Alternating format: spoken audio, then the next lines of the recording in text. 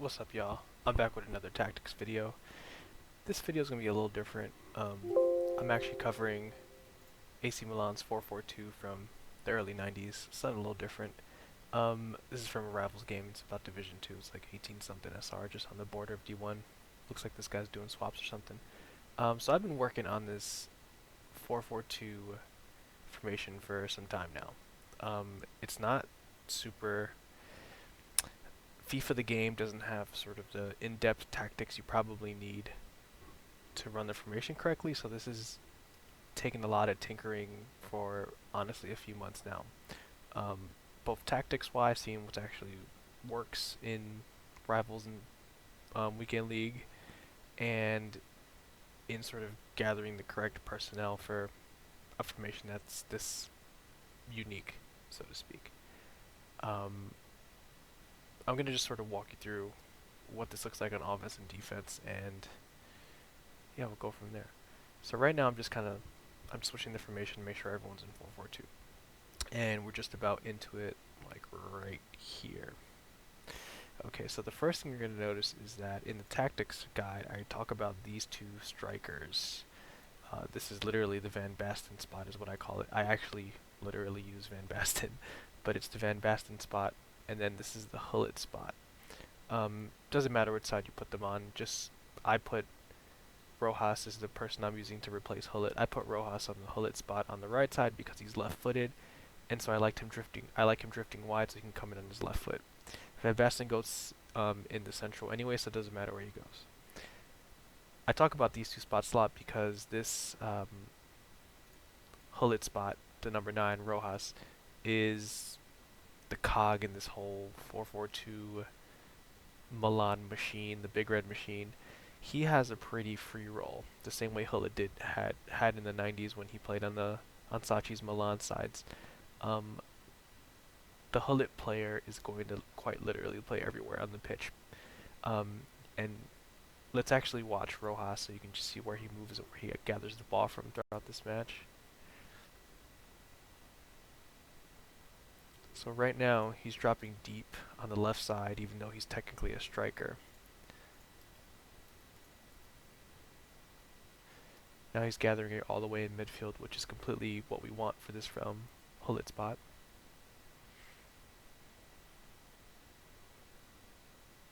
Now he's on the sort of left midfield.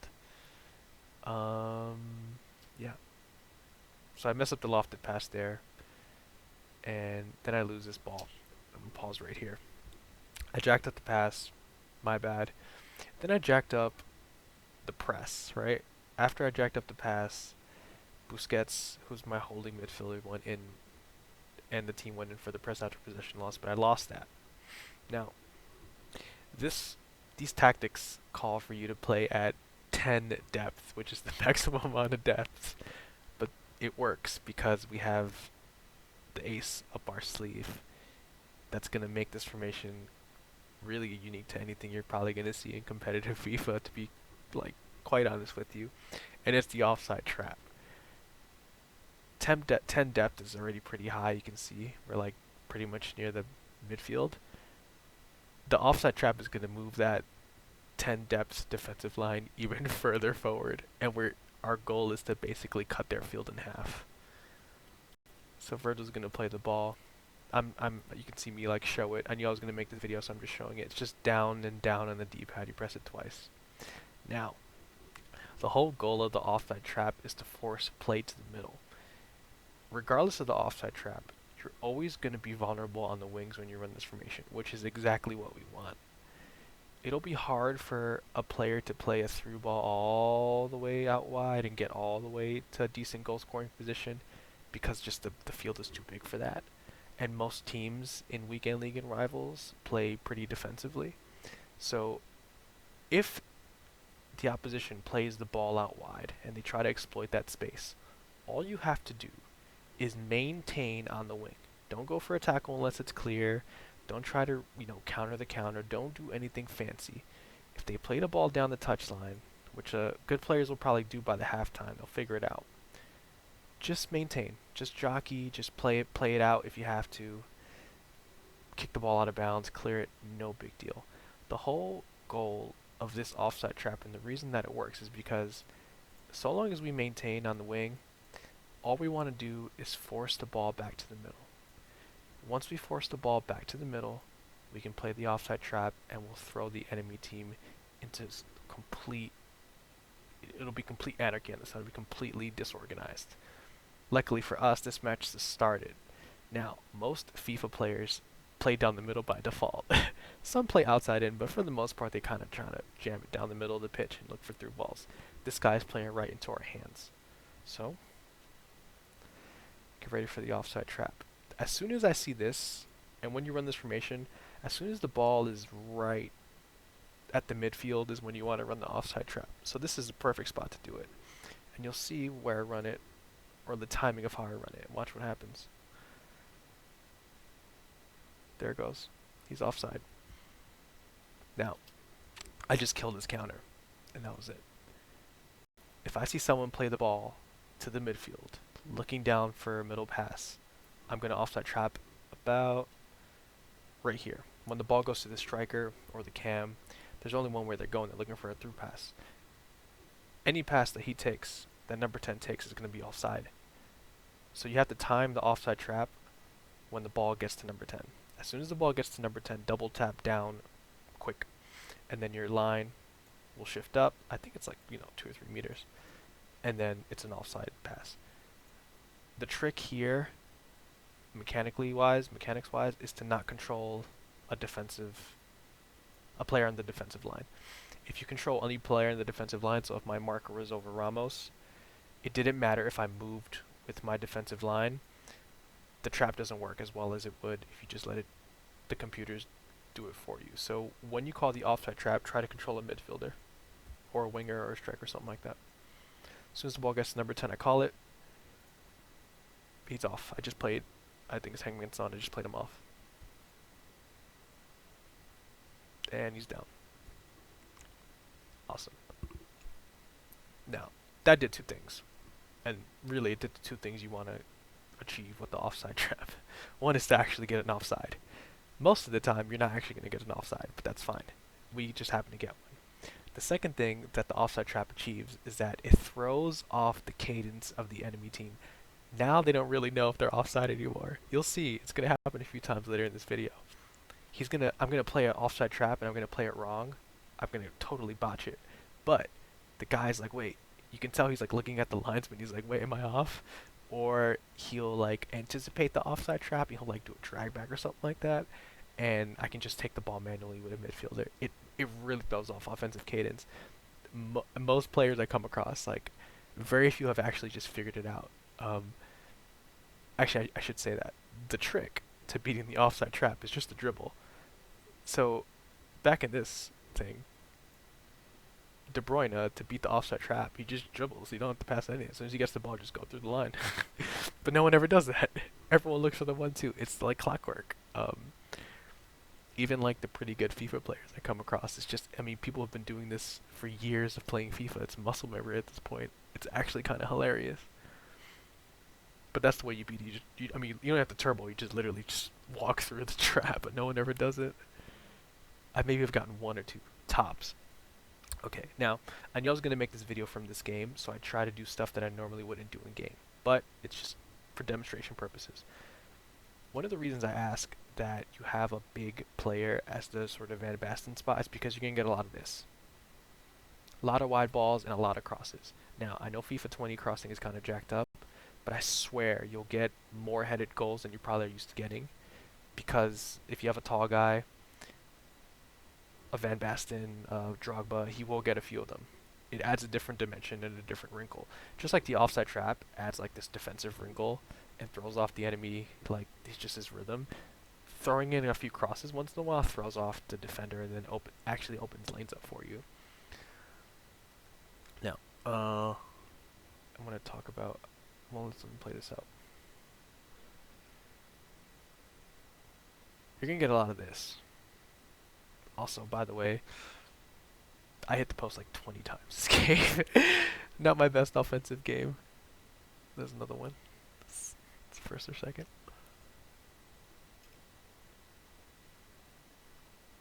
It's so funny because I'm usually better offensively than I am defensively, but I was awful offensively this game, so ignore what I do on offense.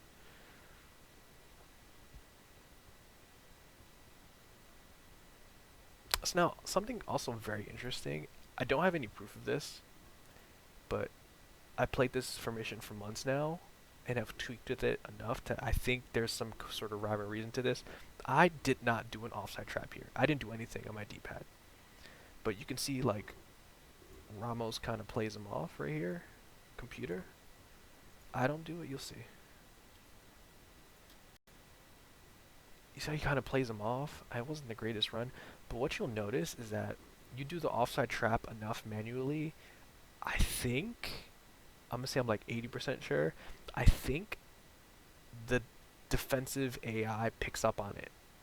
Your defensive AI picks up on it and just starts doing it automatically.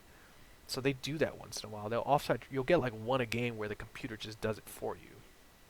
One center back will play him offside. Interesting to note. That is my theory.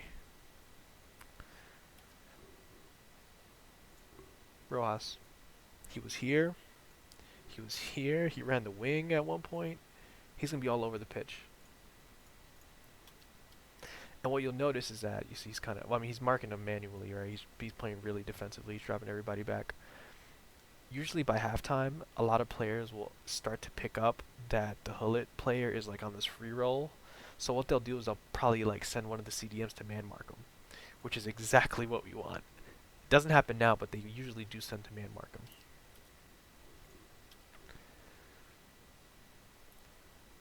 Another thing, you have to run possession with this because you'll see at halftime how low my players' stamina bar is. If you play on balance, everyone will be dead by like the 60th minute, regardless of how much stamina they have. It's just the way the stamina mechanic works right now. You have to play possession.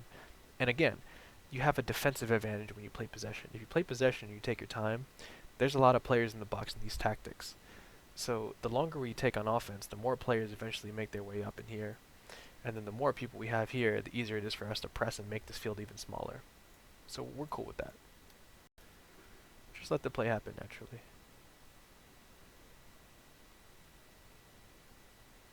We're just chilling.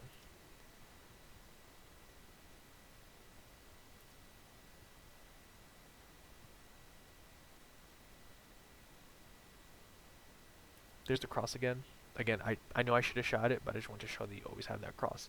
These little like, I don't know, 10-meter dinks, some little small crosses. You'll get them. You'll get like one goal of those a game, like promise. So this is the press. Alright, so I throw the cross off for demonstration purposes.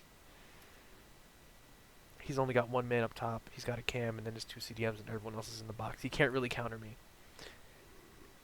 This looks like this is an insanely high line. We're past midfield, but what is he gonna do? He can't get behind me. If I were playing like 5 depth or something like that, everyone would be over here, and then he could play an out ball to his striker, who would just kind of have like enough time to build up the play for his like wingers to come involved here. He either has to play that out ball or he gets nothing. See, by the time he turns it, we have so many players up into the box that even if he got the pass off and Busquets didn't intercept it, he has no option here because my guys are just marking him completely. And even if De Bruyne gets this ball to Jesus, I literally have multiple chances to manually get that ball from Jesus. So it always works in your favor to play a high line. Even if Jesus' instructions were get him behind, odds are one or two of these guys will end up tracking him. And that still gives me enough time to cover this winger and anyone who could possibly come from down here.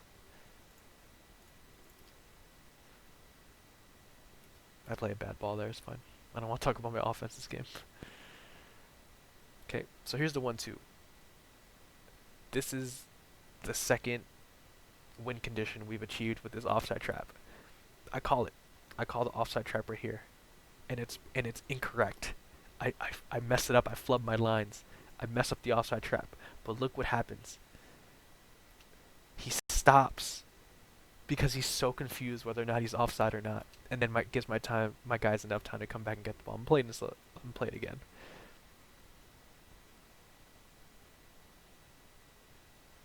I do this incorrectly, but he stops, he backs up, and he misses his runner who was wide open.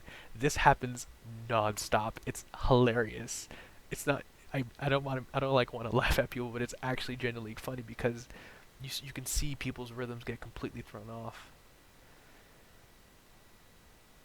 Again, you get a lot of this. I mess it up again, but you see this the lone Van Basten spot.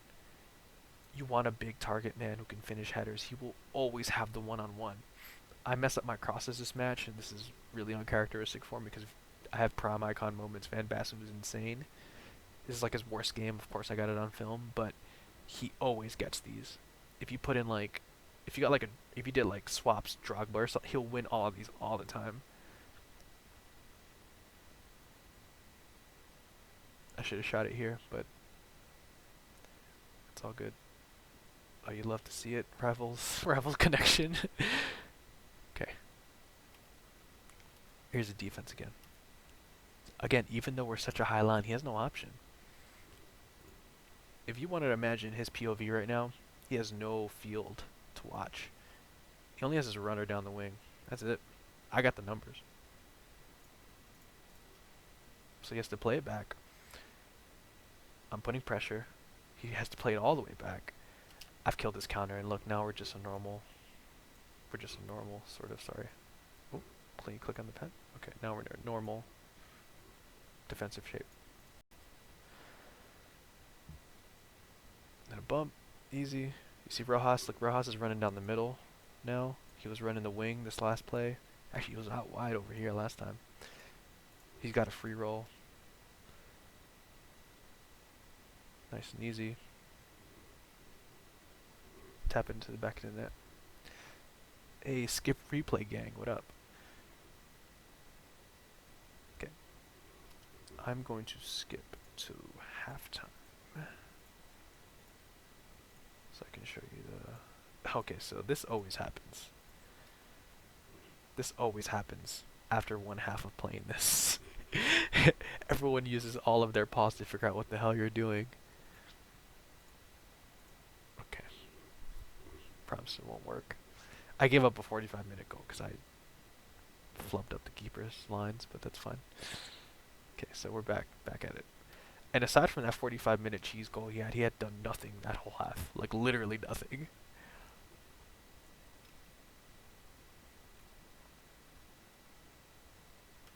One thing I like about this is that I can manually bring a center back out and go for an aggressive challenge safely because I have people here. Because this, where's Busquets is around here somewhere, I think that's him. We'll cover your ass. Where's Lampard? See, Lampard covers the runner. See, I was hounding him the whole time. Manually.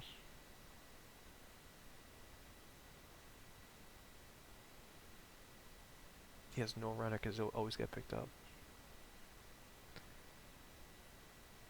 Okay, you'd love to see it. I have no idea why it's doing that.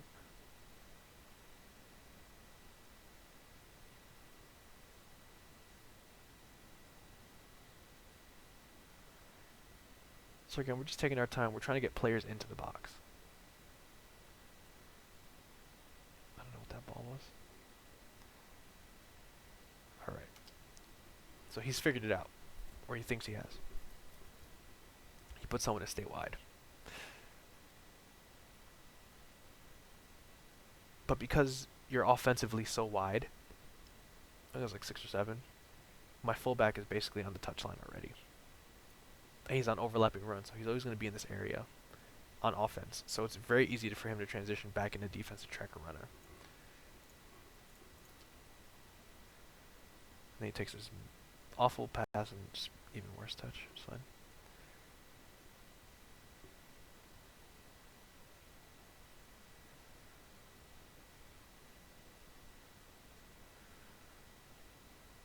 You see, I mean, Rojas is now running the left wing.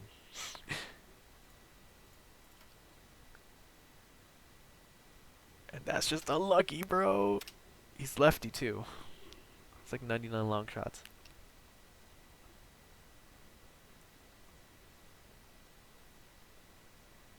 You can tell this guy's getting a little frustrated about this press now. He's taking bad passes. Look how, I mean, look, we're back. I mean, we're literally back in our attack. Look at this. Look at this. Somehow, even though he had the ball in the counter attack, I now have more people back on the counter to the counter attack on the secondary counter. Yeah, the Rivals connection is great. I don't know what that dribbling was. Yeah, he's starting to dive tackle into me now. It's great. Okay, here we go again. I trap him, but I whiff it. But watch what he does. I do not get this offside trap. Watch what he does. He stops because he thought he was offside. And look, he plays his bad out ball. I'm going to mark him with Ramos. Again, I'm going to force the ball wide because I have two men here, and my midfielders are going to hustle back. The only play he has right now is a long ball to Hangman's Son. But I can slow him down long enough for someone to mark him in the box. Watch what happens. Just force it wide. I don't care. I'm sorry, force it middle. There you go. No big deal at all.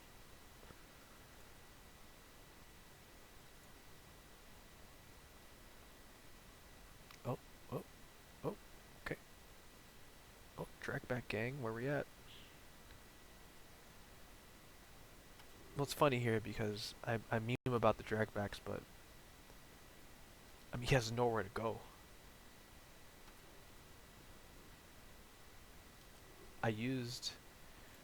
Instead of trying to go for anything crazy, I just kept the ball in this area. I'm just going to keep it wide. Highly doubt you're going to run into FIFA players who really cross the ball like that.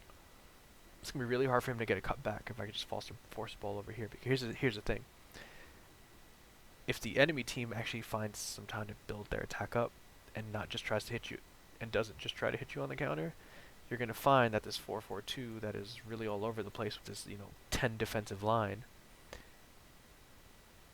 in like a set defense is really a 4-5-1. You can see it here. We're defensively sound if the opposing team takes time to build up. And I got Van Basten here just waiting for an outball. Just force it wide. It's not going to beat you.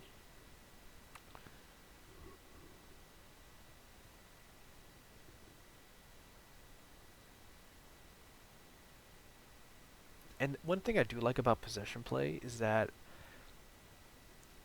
just because it's possession doesn't mean it's slow all the time. So I won the ball back, but my guys will move. You can sort of control that. You have agency over that. There goes the pause. The back hill of dreams. So here, I mess up the offside trap. I bring the keeper out, and he messes the chip up. I think he was going for a cross or something like that. I have no idea. Okay, here's the second thing that happens. The first is at halftime, the enemy team is going to figure out what you're doing or try to figure out what you're doing, and they're going to tell their midfielders or one of their wingers to stay forward, right? They're going to be like, oh, he's pressing me, I'm just going to tell someone to beat the press. The second thing they do is they try pressing you. Sorry, I'm left-handed, so I gotta deal with it. Second thing they do is try to press you. They always press balls and try to press you. It never works because I'm playing possession.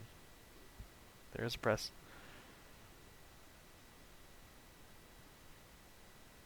And we're just chilling. Yep, there's the press. Look how spread out we are. Winger, fullback, the Hullet position, do whatever the fuck he wants. Van Basten waiting for the outball. 2 CMs and a lot of space.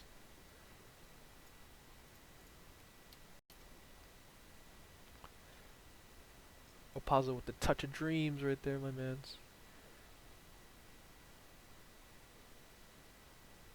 Pressing back, nothing you can do about it.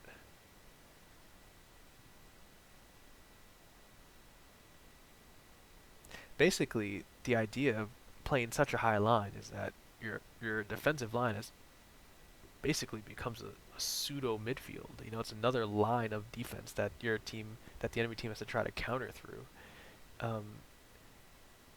And so I mean, if you want to think about it this way, you're not playing with any center backs. You're just playing with a shit ton of midfielders, making their pitch really small.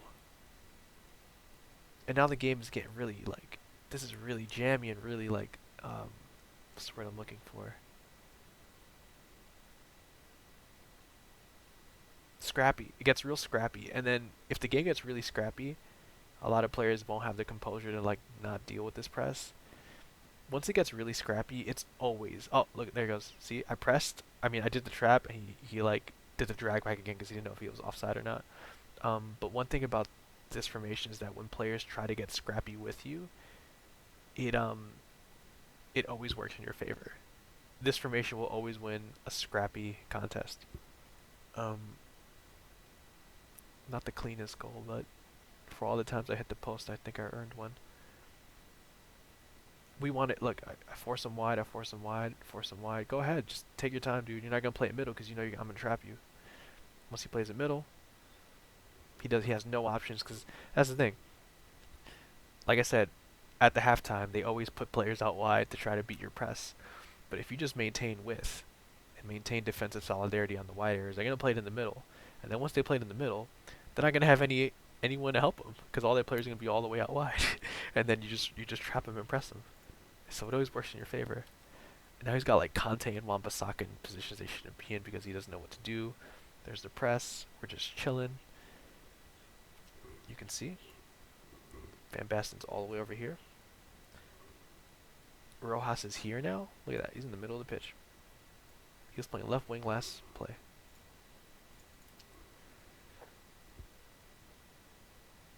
And it's nice and easy.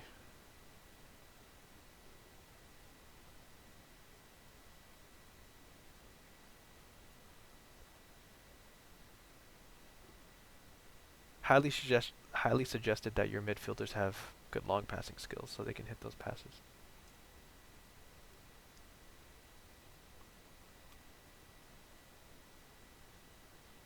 I don't know about that one, but okay. So this is the another thing they try to do is they'll try to hit you on the counter with the long ball, but if you watch, so Opazo's like,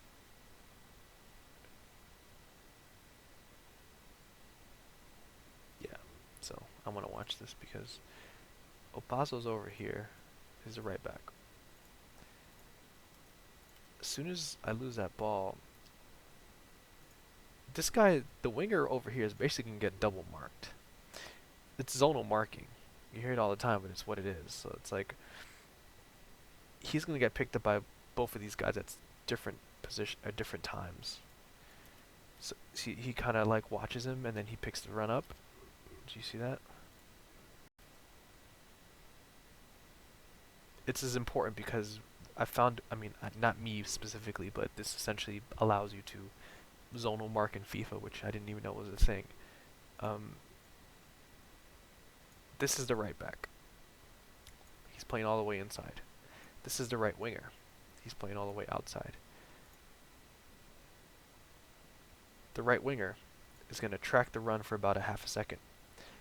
And then once he tracks it and sees that Opazo, the right back, can track it successfully, the right winger is going to come back into the middle of the pitch, and Opazo is going to finish tracking the run. They're gonna zonal mark. Watch, him first, then him. Tracked it, and then Opazo picked it up. So like I said, I don't know. Like I'm not claiming to do this or invent it, but it sort of allows you to zonal mark in FIFA because of the way the press works, and that's a key to this 4-4-2. Dude, again, are you kidding me? Actually, I've like 4 goals this game. And then at this point, it's just GG's, whatever. I won the ball and I hold it. So that's the video. Like I said, I've had, actually, I want to show it again, so.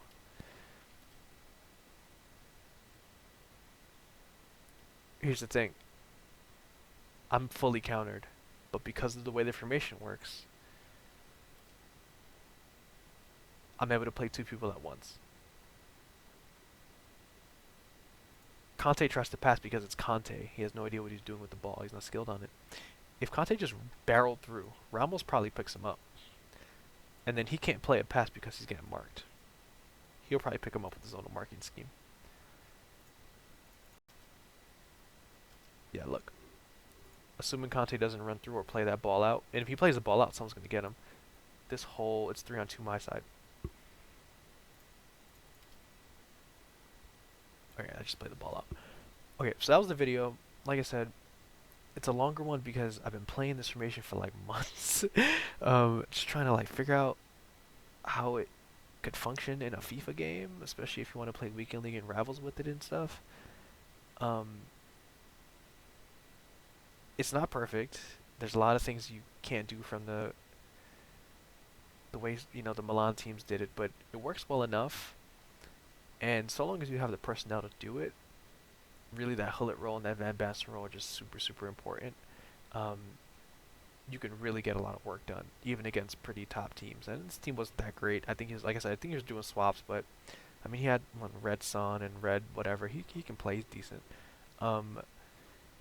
It can really hold its own against top teams because it's less about beating teams outright and throwing a lot of disruption into their play.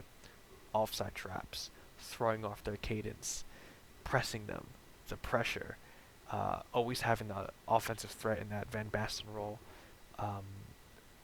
the Hullet role just being kind of free, you know. You can't really man mark him, you can't really cut passing lanes on him because he's going to be all over the pitch. The shapes this formation changes.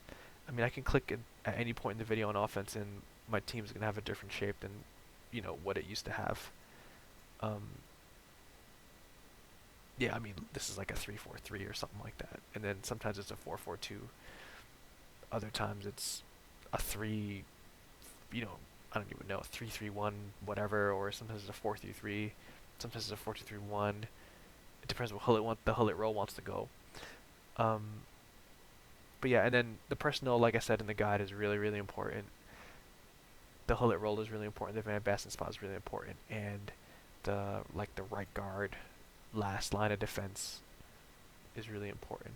Something I should also point out is that this is team of the season Busquets, and he did pretty well this match. He won a lot of 50-50 balls and made all the passes. Interestingly enough, he did not have a single chemistry card on him. He didn't have a shadow, nothing like that. He's just regular old 65 pace Busquets, so something to think about. I will say this, if you want to just sort of envision it in your head, like 70% of this team's success is going to come from the press. 10% is going to come from the holding midfielder spot. So that's, the Busquets, the right guard role, the last line of defense before the center backs. 10% is going to come from the offside trap, because you can see I only hit like one of them successfully, but that's all I need. If I hit one, it's over. I'm going to throw off his whole cadence. And then the last 10% is just from rhythm disruption. We throw off the enemy team's rhythm. Disruption. That's the innards of a 4-4-2. Mostly the press. 10% from the holding midfielder, to be very honest. He needs to be a beast who can win 50-50 balls and be calm and composed on the ball, like right guard was. You destroy a play and then you just ping a pass 35 yards out to, Hullet or Van Basten or something. 10% is the offside trap. You just really need one, and then the last 10 is the rhythm disruption, because you can see all those times I failed at the offside trap in this game, and this guy would drag back because he was like, am I offside? Like, what's my pace here? That's generally it. Oh, look, the Hullet, now he's playing the left wing. And then offensively, possession is key. Take your time on the offense. Let the Hullet spot find open spaces. You need to find a striker that can really work the open spaces. I know this was not the greatest Van Basten game, but I promise you, trust me on this one. I've tried all the strikers out in this role. The little Neymar doesn't work. You can't do it because it has to be one guy who can occupy holding midfielders and center backs with his movement, with his passing ability, with his shooting ability. Neymar can't do that. I've tried it with Neymar. I've tried it with Mbappe. I've tried it with all the meta strikers. I've tried it with Roja. I've tried it with everybody. The most consistent success I've had running it is with a big target man.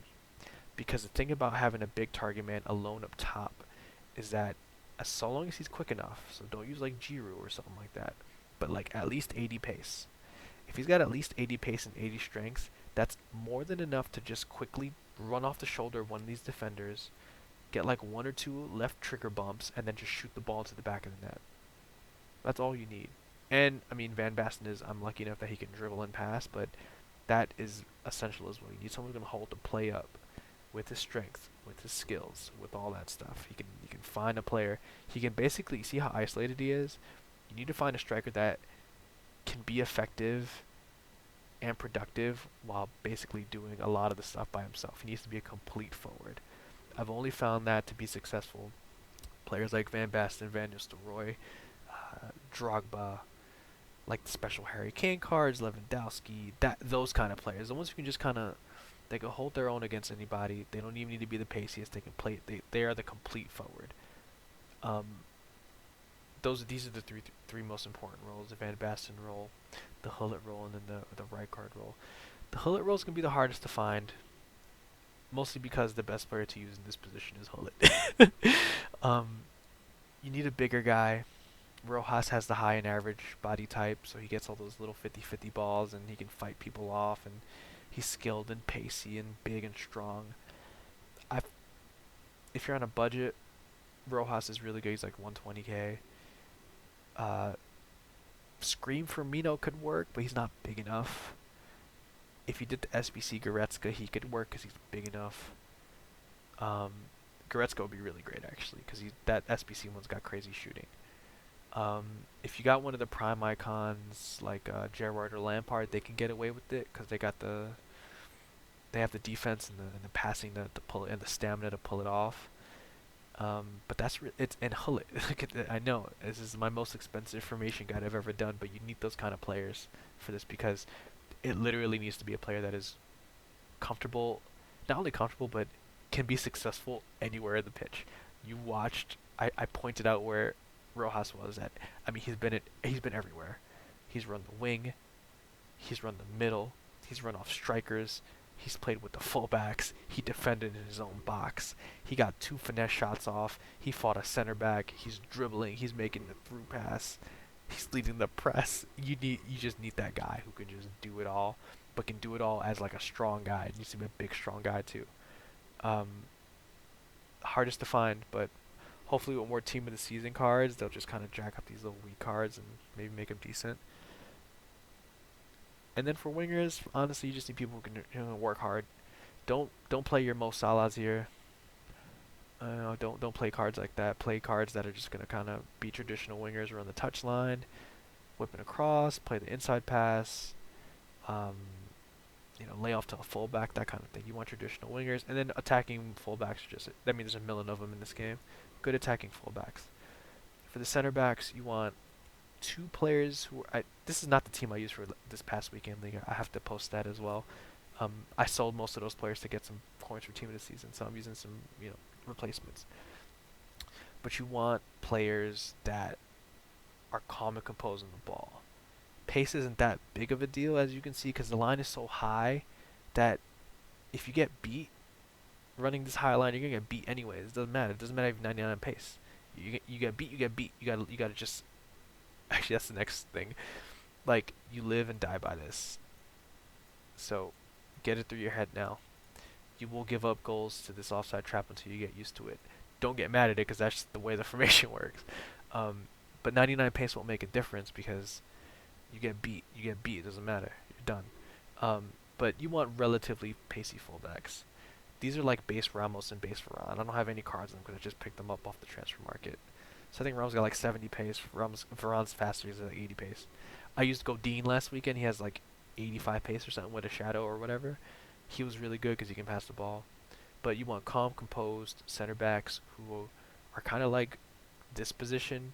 They're composed, they win the ball, they can pick a pass out, they can take a dribble or two, that kind of thing. These three spots are pretty interchangeable in terms of just the skill set. They need to just be able to do those things. And then, the last midfielder is just a box-to-box guy. Lampard was literally everywhere. He was as much everywhere as Rojas was. He was up and down, making tackles, taking shots, making passes, all that stuff. There's a million box-to-box players in this game. Um, have at it, will you? Size doesn't really matter there, but I guess you want to cover more ground, you can get a bigger guy.